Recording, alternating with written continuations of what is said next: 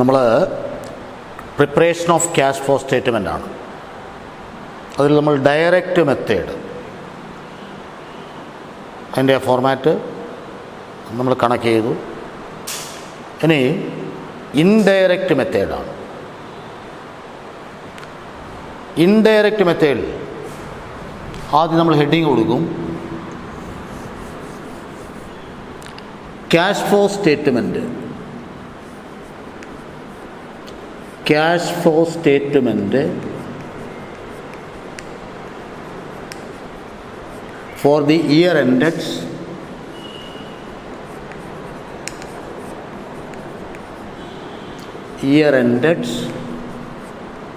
ഏത് വർഷമാണെന്ന് വെച്ചാൽ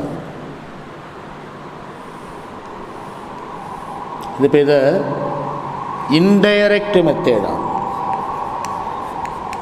indirect method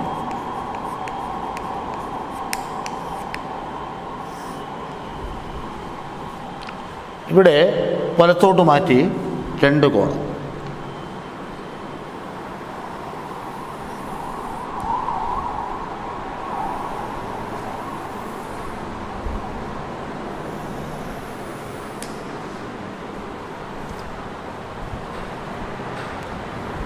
ആദ്യത്തെ cash flow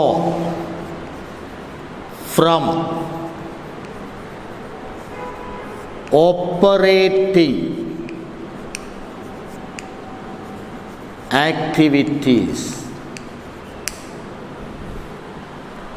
cash flow from operating activities.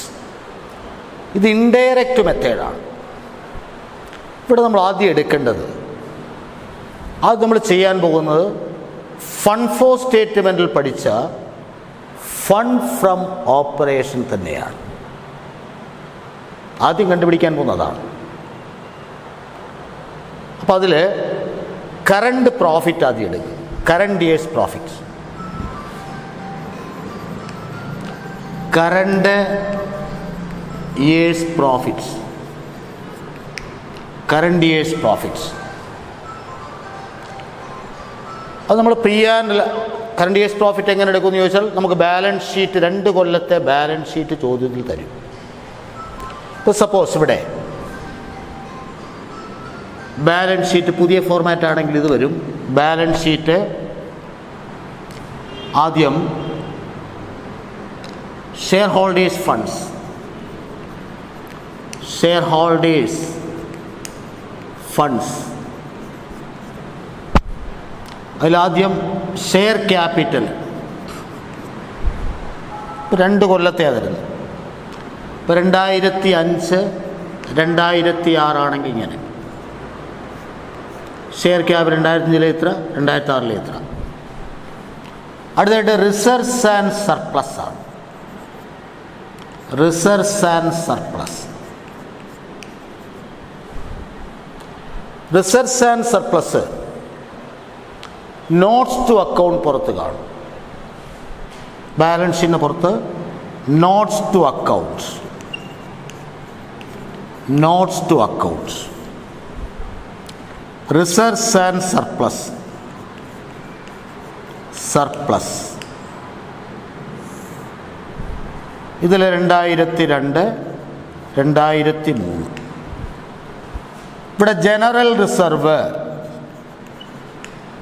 2002 10,000, 2003 12,000. P and L account 2002 5,000, 2003 8,000. ഇത് total 15,000,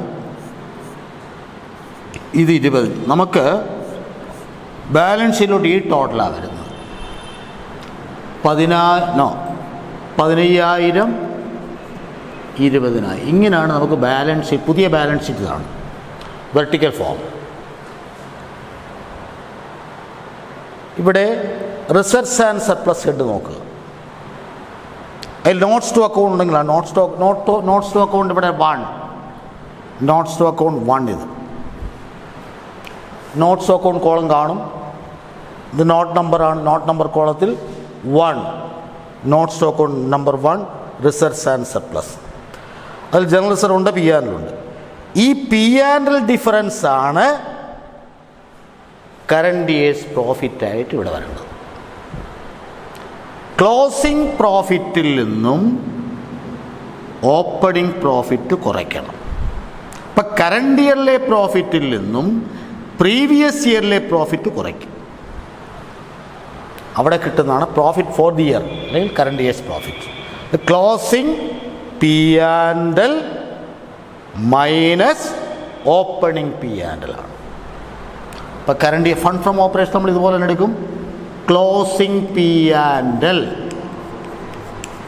minus opening P and L. ഇത്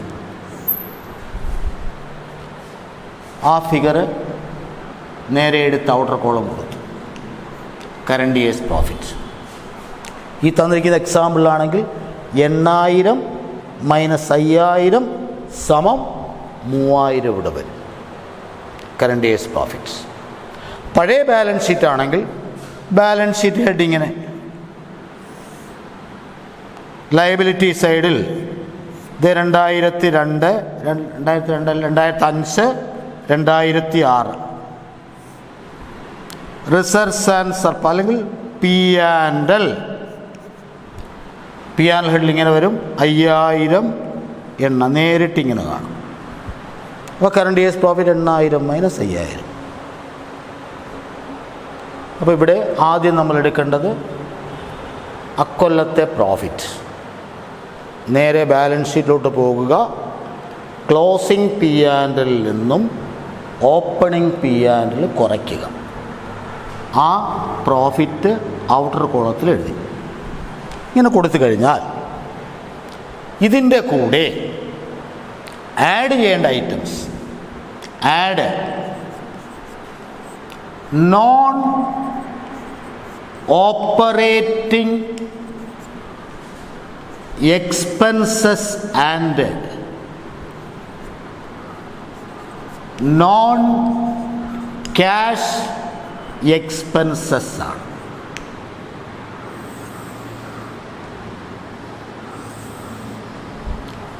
non operating items അതുപോലെ non cash expenses add ചെയ്യണം. Current years പ്രോഫിറ്റിൻ്റെ കൂടെ fund from operation പഠിച്ച പോലെ തന്നെ add ചെയ്യേണ്ട ഐറ്റമാണ് non operating expenses and non cash expenses. ഏതൊക്കെയാണെന്ന് ചോദിച്ചാൽ ട്രാൻസ്ഫർ ടു ജനറൽ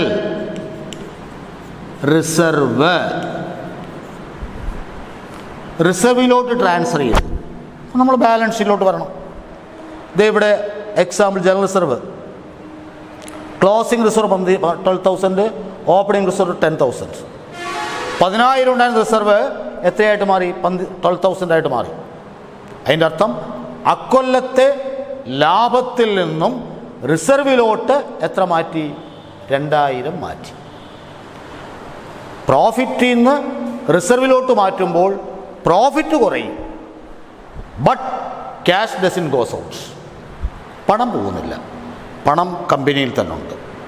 അപ്പോൾ കറക്റ്റ് ക്യാഷ് കണ്ടുപിടിക്കണമെങ്കിൽ ആ റിസർവിലോട്ട് മാറ്റിയ തുക പ്രോഫിറ്റിൻ്റെ കൂടെ കൂട്ടണം.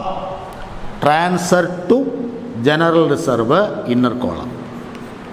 ഇതുപോലെ transfer to proposed dividend, transfer to proposed dividend, transfer to provision for tax,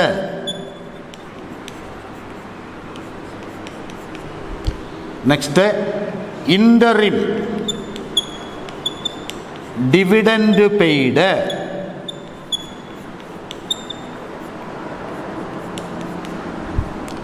next goodwill written of,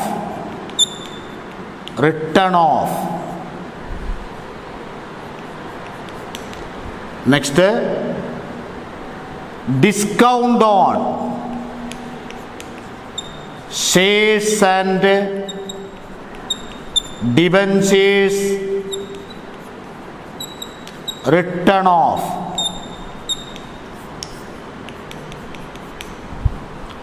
Preliminary expenses written off. Next, depreciation on fixed asset.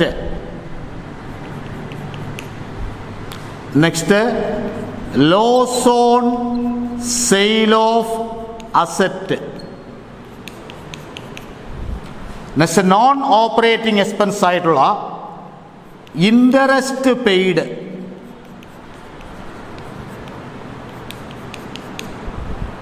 ഇതെല്ലാം add ചെയ്യണം. അപ്പോൾ കറണ്ട് ഇയേഴ്സ് പ്രോഫിറ്റിൻ്റെ കൂടെ ആഡ് ചെയ്യേണ്ടത് non operating items and non cash expenses. ഒരു item expense ആയിട്ട് കണക്കാക്കുന്നു, but cash doesn't goes out. നമ്മൾ പി ആൻഡ് എൽ അക്കൗണ്ടിൽ ഡെബിറ്റ് ചെയ്യും. ഇപ്പോൾ ഡിപ്രിസിയേഷൻ ബിസിനസിൻ്റെ പോയിന്റ് ഓഫ് വ്യൂ എക്സ്പെൻസ് ആയിട്ട് കണക്കാക്കുകയാണ്. അത് profit and loss account debit ചെയ്യും, പക്ഷേ ബിസിനസ്സിൽ നിന്ന് പണം പോകുന്നില്ല, എന്നാൽ പ്രോഫിറ്റ് കുറഞ്ഞു. അപ്പം കറക്റ്റ് ക്യാഷ് പൊസിഷൻ കണ്ടുപിടിക്കണമെങ്കിൽ ആ കൊല്ലത്തെ പ്രോഫിറ്റിൻ്റെ കൂടെ ഡിപ്രിസിയേഷൻ തിരിച്ചെന്ത് ചെയ്യണം? കൂട്ടണം. അപ്പം non operating expense and non cash expenses add ചെയ്യണം. അത് ഏതൊക്കെയാണെന്ന് ചോദിച്ചാൽ റിസർവിലോട്ട് ട്രാൻസ്ഫർ ചെയ്യുന്നു, ഡിവിഡൻഡ് കൊടുക്കാൻ മാറ്റിവെക്കുന്നു, ടാക്സ് കൊടുക്കാൻ മാറ്റിവെക്കുന്നു, പ്രോഫിറ്റിൽ നിന്ന് ഇടക്കാല വിഹിതം നൽകുന്നു, ഗുഡ് വിൽ റൈറ്റ് ഓഫ് ചെയ്യുന്നു, discount on shares and debentures written off, preliminary expense written off, depreciation on fixed asset written off, loss on sale of asset, interest paid. ഇതെല്ലാം കൂട്ടണം. ആദ്യം ഇതെല്ലാം കൂടെ കൂട്ടി ഔട്ടർ കോളം ഇതിൽ നിന്ന് അടുത്തത് ലെസ് ചെയ്യണം. Non operating income.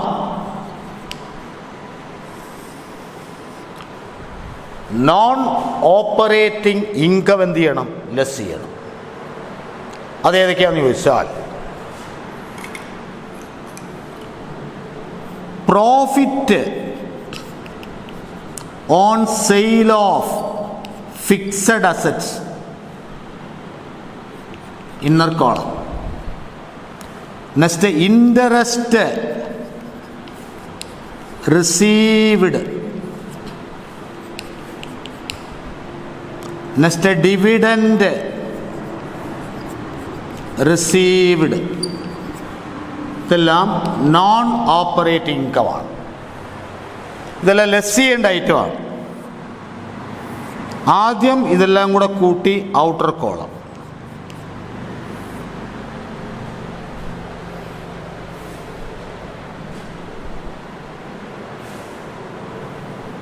എന്നിട്ട്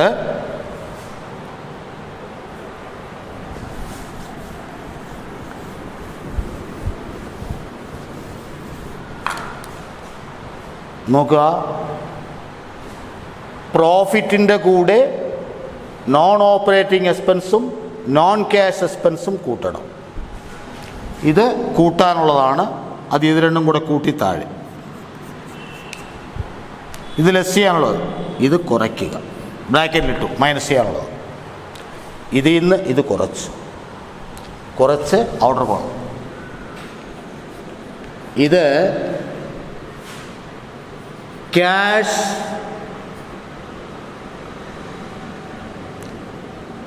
ഫ്രം അല്ലെ cash generated from operating activities. ഈ കിട്ടിയത്. അതിൽ നിന്ന് ടാക്സ് പെയ്ഡ് ഉണ്ടെങ്കിൽ ടാക്സ് പെയ്ഡ്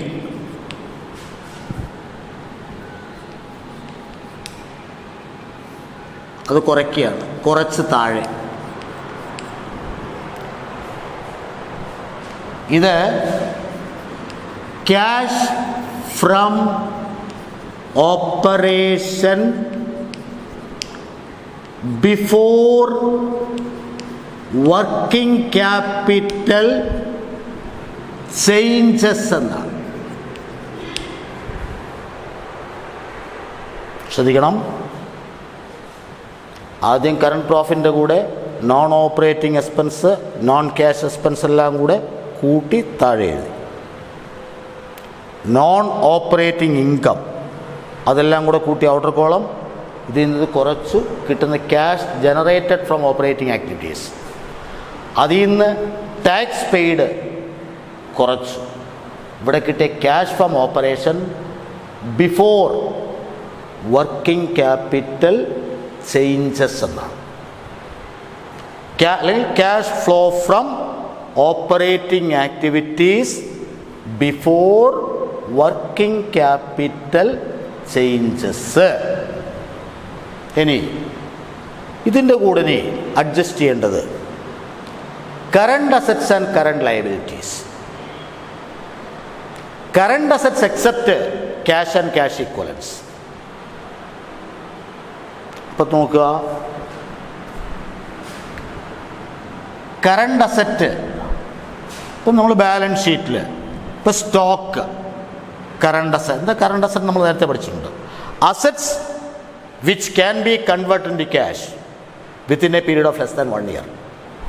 ആ കറണ്ട് അസറ്റ്സിന് എക്സാമ്പിൾ ഏതൊക്കെയാണെന്ന് വെച്ചാൽ cash in hand, cash at bank, sundry debtors, bills receivable, closing stock, prepaid expense, accrued income, ഇതെല്ലാം കറണ്ട് അസറ്റ്സ് ആണ്. അപ്പം നമ്മളിവിടെ കറണ്ട് അസറ്റ്സ് ബാലൻസ് ഷീറ്റിലോട്ട് പോകും. കറണ്ട് അസറ്റ്സ് നോക്കും.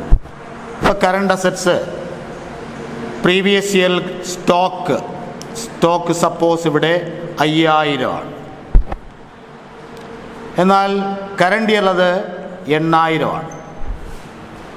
5000 ഉണ്ടായിരുന്ന സ്റ്റോക്ക് 8000 രൂപയായി. അപ്പോൾ അതിൻ്റെ അർത്ഥം ആ വർഷം 3000 രൂപയുടെ സാധനം വാങ്ങിയെന്നാണ്. സ്റ്റോക്ക് പർച്ചേസ് ചെയ്തു.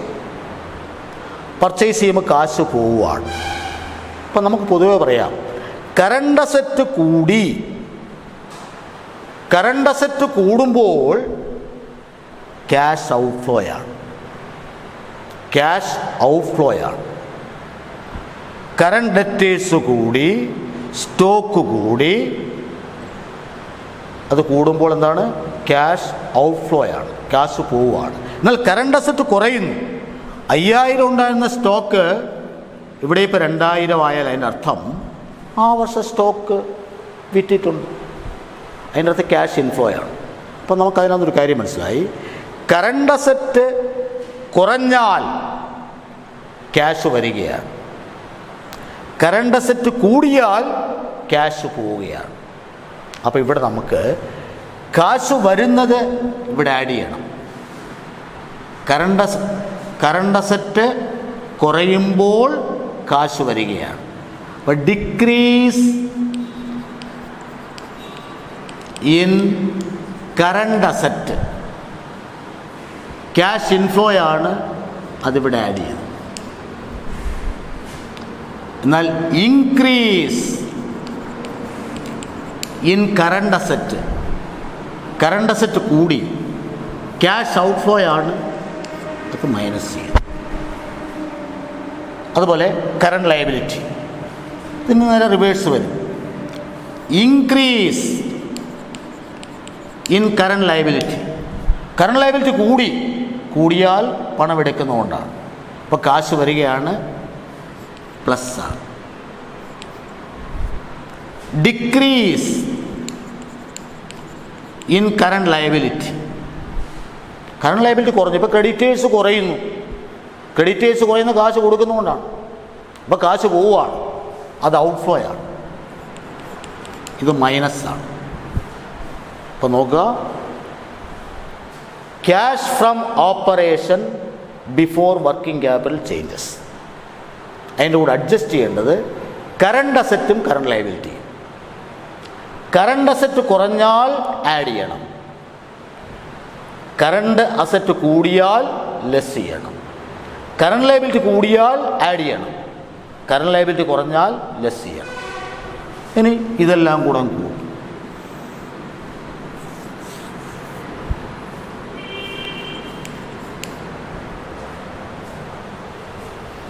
ഈ കിട്ടിയതാണ് cash flow from operating activities. ഇതാണ് cash flow from operating activities. ബാക്കിയുള്ള cash flow from investing activities നമ്മൾ ഡയറക്റ്റ് മെത്തേഡിൽ പഠിച്ച പോലെ തന്നെ.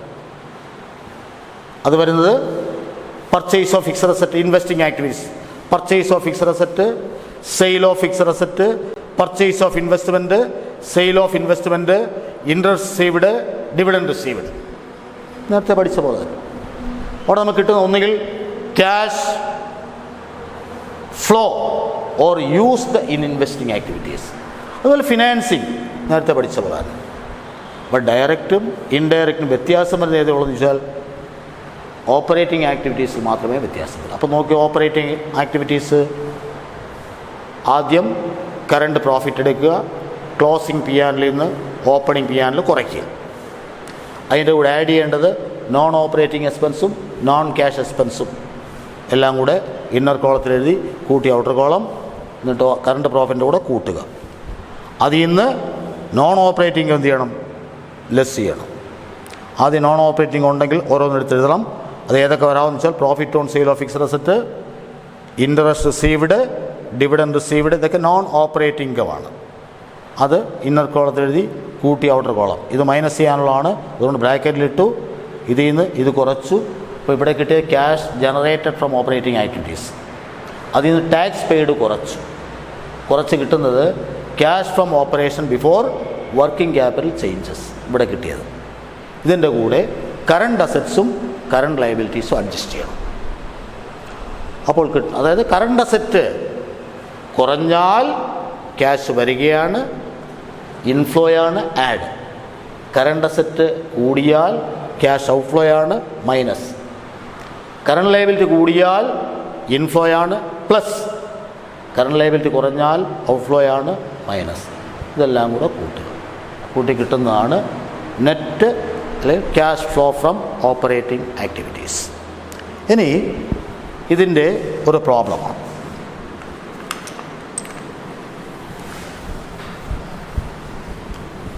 Cash flow from operating activities.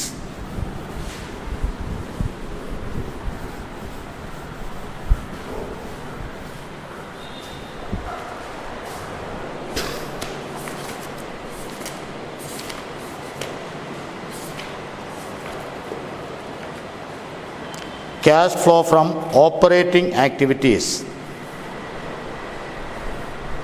ഇവിടെ ചോദ്യം ഇതാണ്, calculate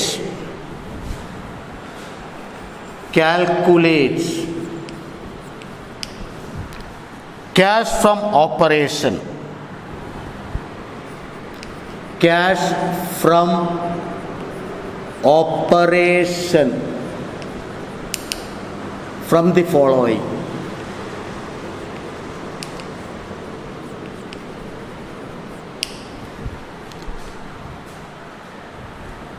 profit made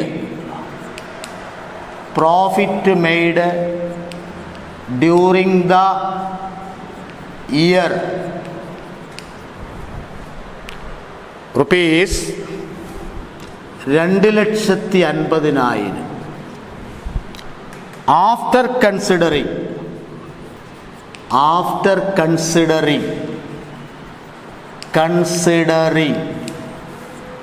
the following items: A. Depreciation on fixed assets rupees 10,000. Amortization of B. amortization of goodwill rupees 5,000. C. Transfer to general reserve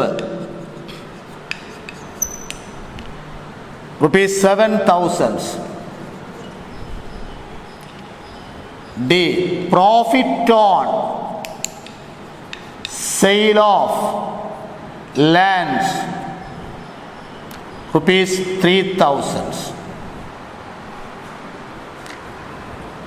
Next, following is the position of current assets and current liabilities. ഇവിടെ 31st March 2003, 31st March 2004, debtors 15,000, 12,000, creditors 10,000,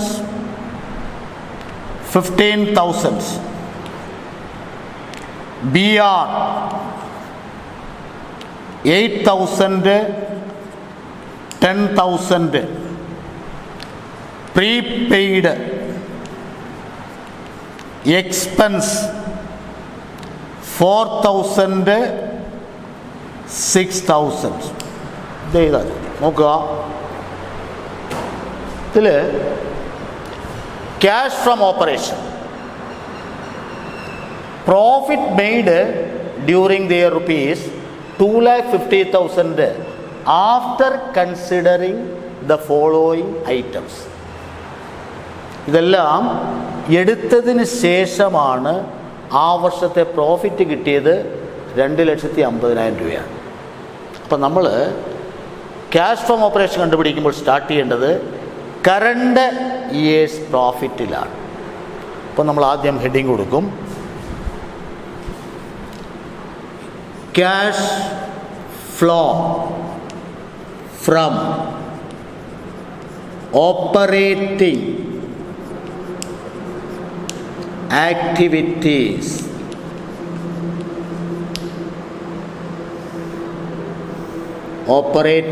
activities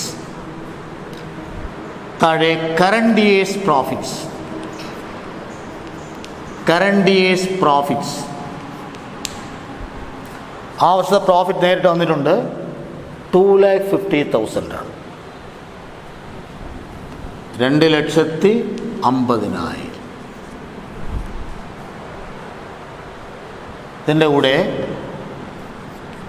non operating items and non operating expense നോക്കുക. ഓരോന്ന് depreciation, amortisation of goodwill, transfer to reserve, profit on sale of lands.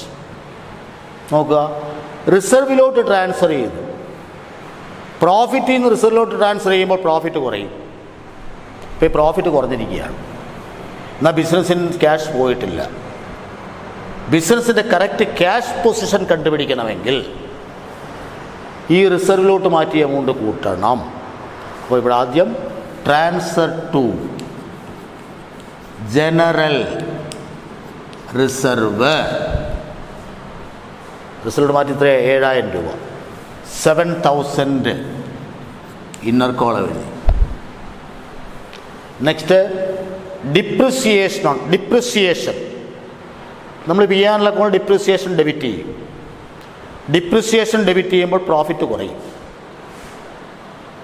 Profit കുറഞ്ഞു, പക്ഷേ ആ പണം മറ്റെങ്ങും പോയിട്ടില്ല. ആ പണം ബിസിനസ്സിൽ തന്നെ മാറ്റി വെച്ചിരിക്കുകയാണ്. അപ്പോൾ ക്യാഷ് ബിസിനസ്സിൽ തന്നെയുണ്ട്, എന്നാൽ പ്രോഫിറ്റ് അവിടെ കുറഞ്ഞു. കറക്റ്റ് ക്യാഷ് പൊസിഷൻ കണ്ടുപിടിക്കണമെങ്കിൽ ആ ഡിപ്രിസിയേഷൻ ഇവിടെ കൂട്ടണം. Depreciation on fixed asset 10,000 add ചെയ്യണം. Next amortisation, goodwill write off ചെയ്തു, ഗുഡ് വിൽ റൈറ്റ് ഓഫ് ചെയ്തു. ഗുഡ് വിൽ റൈറ്റ് ഓഫ് ചെയ്യുമ്പോൾ പ്രോഫിറ്റ് എന്ത് പറ്റും? കുറയും. എന്നാൽ പണം പോയിട്ടില്ല. അതും ഇവിടെ ഗുഡ് വിൽ റിട്ടേൺ ഓഫ്, അല്ലെങ്കിൽ കൊടുക്കാം amortisation of goodwill.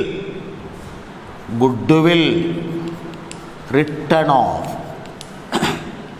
Written off, that means 5,000. Next depreciation, amortisation of goodwill, transfer reserve, profit on sale of land. Land വിറ്റ് ലാഭം കിട്ടി, അത് നോൺ ഓപ്പറേറ്റിംഗ് ഐറ്റമാണ്, അത് ഇൻകമാണ്. അത് പി ആറിലൊക്കെ ക്രെഡിറ്റ് ചെയ്യും. ക്രെഡിറ്റ് ചെയ്യുമ്പോൾ അക്കൊല്ലത്തെ പ്രോഫിറ്റ് കൂടും. എന്നാൽ ആക്ച്വലി ഇത് ബിസിനസ്സിൻ്റെ ലാഭമല്ല. അപ്പോൾ ബിസിനസ്സിൻ്റെ കറക്റ്റ് കണ്ടുപിടിക്കണമെങ്കിൽ ഇതിൽ നിന്ന് profit on sale of land less ചെയ്യണം. അപ്പം ലെസ്സാണ് profit on sale of land. Item amount 3,000 less ചെയ്യേണ്ടതാണ്. ഇവിടെ ഇത്രയായിട്ട്. പിന്നെ കറണ്ട് അസറ്റ്സും കറണ്ട് ലയബിലിറ്റിയും, അത് നമുക്കിവിടെ ആഡ് ചെയ്യേണ്ട ഐറ്റംസ് ഇത്രയാണ്. 17 5 22, 22,000 ഇവിടെ കൂട്ടണം. 2,50,000 + 22, 2,72,000. Profit on sale of land less ചെയ്യേണ്ടതാണ്. 3,000 ഇവിടെ ലെസ് ചെയ്യുമ്പോൾ 2,69,000. ഇത് ക്യാഷ് ഫ്രം, ഇപ്പം ടാക്സ് പെയ്ഡൊന്നും ഇവിടെ തന്നിട്ടില്ല. ഇപ്പം cash from operation before working capital changes. Cash from operation before working capital changes. ഇതിൻ്റെ കൂടെ current assets and current liabilities നോക്കണം. Current assets and current liability position ഇവിടെ ഉണ്ട്. ഇപ്പം കറണ്ട് അസറ്റ്സ് ഏതൊക്കെയാണെന്ന് ചോദിച്ചാൽ ഡെറ്റേഴ്സ്, BR, പ്രീപെയ്ഡ് എക്സ്പെൻസ്. ഇപ്പം എന്താണ് ഈ കറണ്ട് അസറ്റ്സ്? നമ്മൾ റേഷ്യോസിലും പഠിച്ചതാണ്, ഫണ്ട് ഫ്ലോയിലും പഠിച്ചതാണ്. Assets which can be converted into cash within a period of less than 1 year. ഒരു വർഷത്തിനുള്ളിൽ ക്യാഷായിട്ട് കൺവേർട്ട് ചെയ്യാൻ പറ്റുന്ന അസറ്റുകളെ വിളിക്കുന്ന പേരാണ് കറണ്ട് അസറ്റ്സ്. അതിലിവിടെ ഡെറ്റേഴ്സ്, BR, ദെൻ പ്രീപെയ്ഡ്, ഇത് മൂന്നും കറണ്ട് അസറ്റാണ്. കറണ്ട് ലയബിലിറ്റി ഇവിടെ ഒരെണ്ണേ ഉള്ളൂ, ക്രെഡിറ്റേഴ്സ് മാത്രം. അപ്പോൾ ഡെറ്റേഴ്സ് 15,000 ഉണ്ടായിരുന്ന ഡെറ്റേഴ്സ് 12,000 ഡെറ്റേഴ്സ് ഇവിടെ കുറഞ്ഞു. കറണ്ട് അസറ്റ് കുറഞ്ഞു. കറണ്ട് അസറ്റ് ഇപ്പം നമ്മൾ നേരത്തെ ആ സ്റ്റോക്ക് കുറഞ്ഞു. എന്തുകൊണ്ട് സ്റ്റോക്ക് കുറഞ്ഞു? സ്റ്റോക്ക് വിറ്റതുകൊണ്ട്. സ്റ്റോക്ക് അപ്പം കാശ് വരികയാണ്. അപ്പം കറണ്ട് അസറ്റ് കുറയുമ്പോൾ ക്യാഷ് ഇൻഫ്ലോ ആണ്, കാശ് വരികയാണ്. അപ്പം ഡെറ്റേഴ്സ് ഇവിടെ കുറഞ്ഞു, കാശ് വരികയാണ്. അപ്പം ഡിക്രീസ് ഇൻ ഡെറ്റേഴ്സ് കുറഞ്ഞു. എത്ര കുറഞ്ഞു? 15,000 എത്രയായിട്ട് മാറി? 12,000. അപ്പോൾ 3,000. ചേഞ്ച് അവിടെ 3,000 അല്ലേ? ഡെറ്റേഴ്സ് കുറഞ്ഞു. എത്ര രൂപ കുറഞ്ഞു? 3,000. ഡെറ്റേഴ്സ് കുറയുന്നതുകൊണ്ട് കാശ് വരുമ്പോൾ ഇവിടെ പ്ലസ് ചെയ്യേണ്ടതാണ്. അതുപോലെ നോക്കാം BR ഇവിടെ കൂടി. 8,000 ഉണ്ടായിരുന്ന BR എത്രയായിട്ട് മാറി? 10,000. Increase in BR. Current asset കൂടുമ്പോൾ ക്യാഷ് ഔട്ട്ഫ്ലോ ആണ്. ഇപ്പം 2,000 ഔട്ട്ഫ്ലോ ആണ്, മൈനസ് ആണ്. പ്രീപെയ്ഡ് എക്സ്പെൻസ് അതും കൂടി. അപ്പം കറണ്ട് അസറ്റ് അവിടെയും കൂടി. ഇൻക്രീസ് ഇൻ പ്രീപെയ്ഡ് എക്സ്പെൻസ് എത്ര കൂടി? 2000. അത് മൈനസാണ്. നെക്സ്റ്റ് കറണ്ട് ലയബിലിറ്റി ഒരെണ്ണം മാത്രം. കറണ്ട് ലയബിലിറ്റി ഇവിടെ കൂടി. കറണ്ട് ലയബിലിറ്റി കൂടുമ്പോൾ കാശ് വരികയാണ്. ഇൻക്രീസ് ഇൻ ക്രെഡിറ്റേഴ്സ് എത്ര കൂടി? 5000 പ്ലസ് ആണ്. ഇനി ഇതും കൂടെ അഡ്ജസ്റ്റ് ചെയ്യണം. ഇതിന് നെറ്റ് ഫിഗർ എടുക്കണം. ഇവിടെ പ്ലസ് ഉള്ളത് 3000 പ്ലസ് 5000, 5 3 8. 8ൽ നിന്ന് 4000 എന്ത് ചെയ്യണം? കുറയ്ക്കണം. 8ൽ നിന്ന് 4 പോയ പിന്നെ എത്രയാണ്? 4000 ഔട്ടർ കോളം പ്ലസ് ആണ്. അപ്പം 2,69,000 കൂടെ 4000 കൂടെ കൂട്ടുമ്പോൾ 0 0 0 9 4 13 1 6 7 2 2,73,000. ഇത് ക്യാഷ് ഫ്രം ഓപ്പറേഷൻ അല്ലെങ്കിൽ cash flow from operating activities. ഇതാണ് ഇൻഡയറക്റ്റ് മെത്തേഡിൽ cash flow from operating activities ഇങ്ങനെ കാൽക്കുലേറ്റ് ചെയ്യണം.